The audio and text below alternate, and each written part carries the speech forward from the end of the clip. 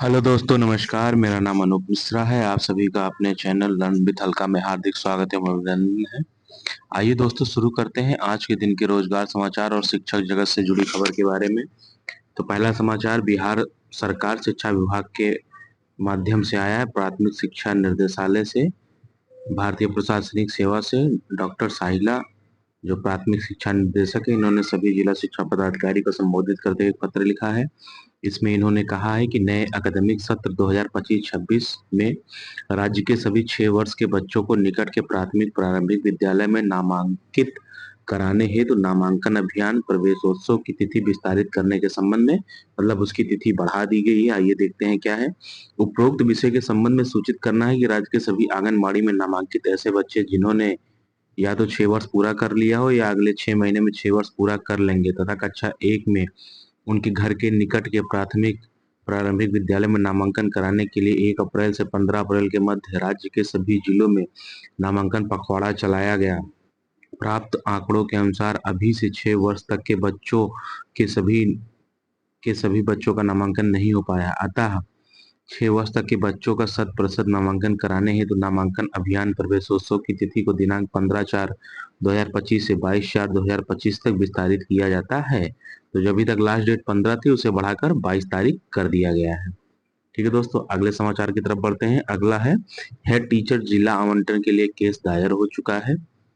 ठीक है दोस्तों, शिक्षक साथियों, आप लोग घबराएं नहीं। सोशल मीडिया पर बहुत सारी बातें चल रही हैं कि जो पेटिशनर हैं सिर्फ उन्हीं को लाभ मिलेगा या क्या कैसे होगा। तो ये सब इसमें अभी बहुत समय लगने वाला है और आप सभी इन सभी चीजों में ना पड़े। आप अपना अपना काउंसलिंग कराएं। जिला आवंटन हो ही गया है, कुछ लोगों का बचा, उनका भी विकल्प भरा जा रहा है, उनका भी जिला आवंटन हो जाएगा।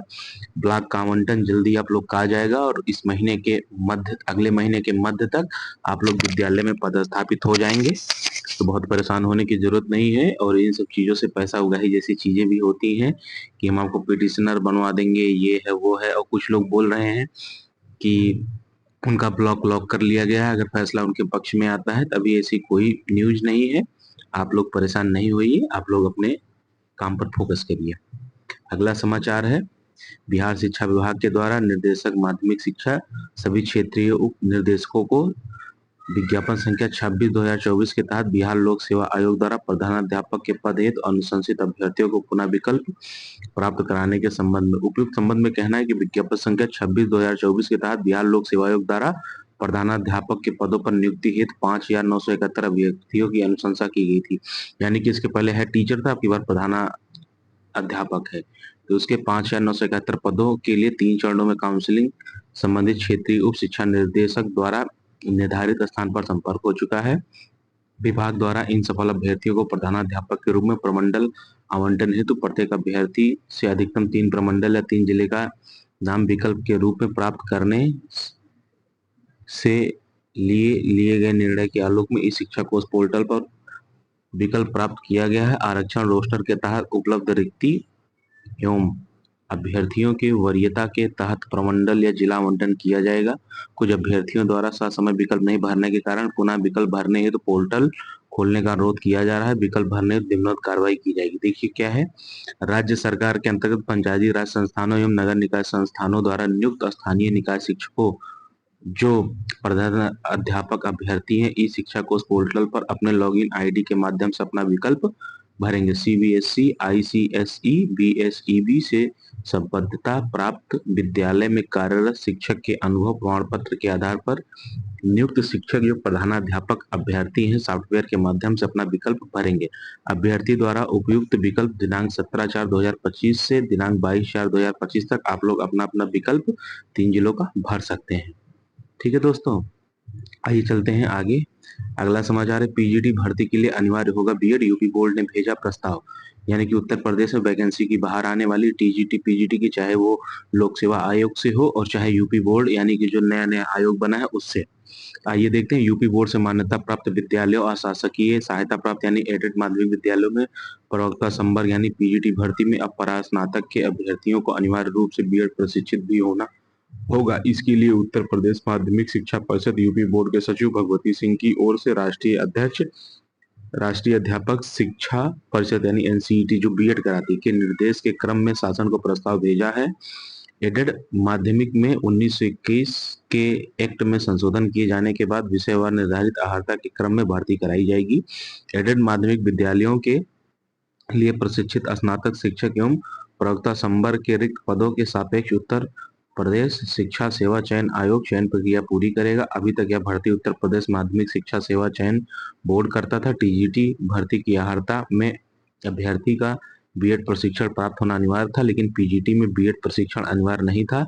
अब एनसीईटी ने शिक्षक अभ्यर्थियों के लिए बीएड प्रशिक्षण को अनिवार्य कर दिया है, इसलिए अहर्ता में संशोधन की प्रक्रिया चल रही है। 1921 के एक्ट में विषयवार अहर्ता परिशिष्ट में निर्धारित है, जिसके अनुरूप अब तक शिक्षक भर्तियां होती रही। यूपी बोर्ड के प्रस्ताव के क्रम में शासन से परिशिष्ट में संशोधन किए जाने के बाद नई शैक्षिक अहर्ता के क्रम में परास्नातक के साथ बीएड होने पर पीजीटी भर्ती कराई जाएगी। यूपी बोर्ड ने भेजे प्रस्ताव में कहा कि जो अहर्ताएं राजकीय शिक्षकों को भर्ती के लिए निर्धारित है, उसकी अनुरूप एडेड माध्यमिक विद्यालयों में भर्तियां किया जाना उपयुक्त होगा, जिससे एनसीईटी से निर्धारित मानक के क्रम में शिक्षक भर्तियों में एकरूपता आएगी। और साथ ही राजकीय माध्यमिक की तरह एडेड कॉलेज में भी शिक्षक भर्ती का प्रस्ताव भेजा जा चुका है। अगला है स्कूलों में खोजे जाएंगे अग्निवीर वायु के लिए म्यूजिशियन, यानी अग्निवीर वायु म्यूजिशियन बनाने के लिए हाई स्कूल के बच्चों के बीच अभियान चलेगा। हाई स्कूल के हेडमास्टर को निर्देश दिया गया है कि 10वीं पास बच्चों के लिए बच्चों को इससे आवेदन से लेकर अन्य प्रक्रिया की पूरी जानकारी दी जाएगी। जिले में 200 से अधिक स्कूलों में म्यूजिक टीचर है, ऐसे में बच्चों को म्यूजिक से जुड़ाव रखते हैं, इनमें आवेदन कर सकते हैं। आवेदन से संबंधित गाइडलाइन स्कूलों को भेजा गया है ताकि अधिक से अधिक बच्चे इसका लाभ उठा सके। गाना व संगीत से जुड़े बच्चों को वायुसेना में करियर बनाने का मौका दिया गया है। म्यूजिशियन शैली में शामिल होने के लिए अभ्यर्थी रजिस्ट्रेशन कर सकते हैं। अगला समाचार है छात्रों ने 28% तक प्रश्नों में गड़बड़ी का लगाया आरोप। जेई मेंस की घटना, सोशल मीडिया पर छात्र निकाल रहे हैं भड़ास। एनटीए ने 10 को मॉडल उत्तर किया था जारी, और सोशल मीडिया पर बच्चों का जेई मेंस को लेकर गुस्सा फूट रहा है। अगला समाचार है पैरों में चिप लगा दौड़ेंगे होमगार्ड अभ्यर्थी। दक्षता परीक्षा के दौरान बायोमेट्रिक उपकरण का होगा इस्तेमाल। अनियमितता पर अंकुश लगाने को पहली बार जिलों में व्यवस्था, यानी कि पैरों में चिप लगा के दौड़ेंगे। इसका मतलब जो एक बॉर्डर पॉइंट है जहां एक पैर रखा होगा, आप कितने भी पीछे बैठिए चाहे आगे बैठिए कोई दिक्कत नहीं है। जब भी आप उस पैड पर पहुंचेंगे तब आपका काउंटिंग वहां से शुरू होगा, और जितने भी राउंड आपको लगाना है हर बार उस क्या बोलते हैं चार्ट पर या उस पैड पर आपका पैर पड़ना चाहिए, जिससे एक राउंड कितने समय में हुआ और टोटल कितना राउंड लगाना है लास्ट में काउंट हो जाएगा। ठीक है दोस्तों, आइए अगले समाचार की तरफ बढ़ते हैं। अगला समाचार है बिहार लोक सेवा आयोग के माध्यम से, इसमें लिखा है वित्तीय प्रशासनिक अधिकारी के वैकल्पिक विषय गणित एवं सांख्यिकी के उम्मीदवारों को साइंटिफिक कैलकुलेटर प्रयोग करने की छूट है। अगर वो चाहें तो मुख्य परीक्षा में साइंटिफिक कैलकुलेटर का प्रयोग कर सकते हैं। अगला समाचार है सेवाकालीन आवासीय प्रशिक्षण के संबंध में। ये इसमें कहा गया है कि एससीईआरटी द्वारा प्राप्त निर्देशानुसार शिक्षकों को चरणवार प्रत्येक सप्ताह निर्धारित संख्या में प्रशिक्षण हेतु इस शिक्षा कोष के माध्यम से टैग किया जा रहा है, जिसकी सूचना मोबाइल पर मैसेज के द्वारा भी दी जाती है। प्रायः यह देखा जाता है कि शिक्षक बिना बताए, बिना किसी आकस्मिक कारण, वैध कारण के प्रशिक्षण से अनुपस्थित हो जाते हैं, जो उचित नहीं है। इससे प्रतीत होता है कि शिक्षक प्रशिक्षण को महत्ता एवं गंभीरता से नहीं लिया जा रहा है, जो विभागीय निर्देश एवं अध्यक्षात्मक आदेश की अवहेलना का द्योतक है। अतः इस पत्र के माध्यम से स्पष्ट रूप से निर्देश दिया जाता है कि कृपया सभी शिक्षक शिक्षिका अपने निर्धारित मॉड्यूल के अंतर्गत ही प्रशिक्षण लेना सुनिश्चित करेंगे। जांच के क्रम में बिना किसी स्पष्ट अति आवश्यक कारण के बिना सूचना प्रशिक्षण से अनुपस्थित रहने पर संतोषप्रद जवाब प्राप्त होने तक उक्त अवधि का वेतन स्थगित और कटौती करने की बाध्यता होगी। साथ ही प्रशिक्षण में सम्मिलित नहीं होने के कारण की स्थिति में किसी भी प्रकार की कार्यवाही की जवाबदेही आपकी स्वयं की होगी। ठीक है दोस्तों, इस प्रकार आज के मुख्य समाचार समाप्त होते हैं। आइए अन्य समाचार की तरफ बढ़ते हैं। अन्य समाचार में पहला समाचार है संदेह निवारण, जो हेड टीचर को लेकर केस गया है। उसमें लिखा है याची के लिए सीट रिजर्व करके रखी गई है। यदि केस जीत गए तो उस सीट पर उनका स्थानांतरण हो जाएगा, यदि हार गए तो नहीं होगा। बाकी सामान्य स्थानांतरण पर इसका कोई प्रभाव नहीं होगा, क्योंकि ना तो कोर्ट ने स्टे दी है और ना ही याचियों को अभी याची लाभ मिला है। बाकी शिक्षा विभाग अफवाहों का विभाग है, तो अफवाहों का आनंद लीजिए। कोर्ट में कुछ भी नहीं हुआ है, बस एक ही चीज हुई है, कुछ सीट्स कोर्ट ने होल्ड कर दी है। यानी यदि याची जीत गए तो याची लाभ मिलेगा, यदि हार गए तो कुछ नहीं मिलेगा। ठीक है दोस्तों, और इस प्रकार आज के मुख्य समाचार और अन्य समाचार समाप्त होते हैं। मेरे द्वारा दिए गए समाचार एकदम ऑथेंटिक है। अगर आपको थोड़ा सा भी लाभ होता है तो कृपया चैनल को ज़्यादा से ज़्यादा सब्सक्राइब करें और शिक्षक साथियों से सब्सक्राइब करवाएं। आप अपने से छोटों को प्यार करें, बड़ों का सम्मान करें, अपना व्यक्तित्व इस प्रकार विकसित करें कि महिलाएं समाज में सुरक्षित, सम्मानित और सहज महसूस करें। जय हिंद, जय भारत, जय बिहार, जय श्री राम।